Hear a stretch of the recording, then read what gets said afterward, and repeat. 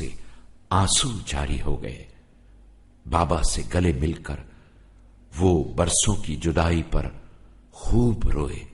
پھر یوسف علیہ السلام نے فرمایا، اب آپ لوگ یہیں میرے ساتھ رہیں گے اور پریشان ہونے کی کوئی ضرورت نہیں ہے۔ اس کے بعد حضرت یوسف علیہ السلام ان سب کو اپنے محل میں لے آئے۔